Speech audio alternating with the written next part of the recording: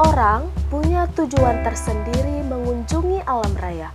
Ada yang beralasan untuk tenang, ada pula yang berniat menemukan jati diri. Bahkan ada yang hanya sekedar memenuhi eksistensi. Demam mendaki gunung semakin tinggi saat ini.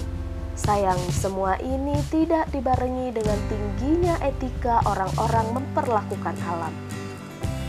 Pendakian Gunung Selawah Agam beberapa waktu lalu membuat kami belajar betapa egonya manusia tidak beretika datang ke alam dan mengotorinya. Sampah-sampah para pendaki yang tidak bertanggung jawab berserakan hampir di sepanjang jalur pendakian.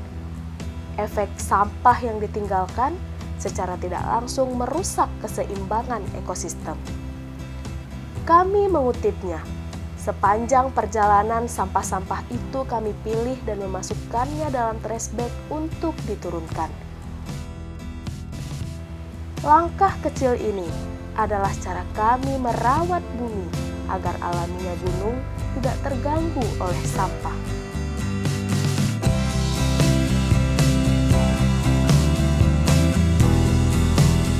Sudah seharusnya kita sadar, jika tak mampu merawat, minimal jangan merusak.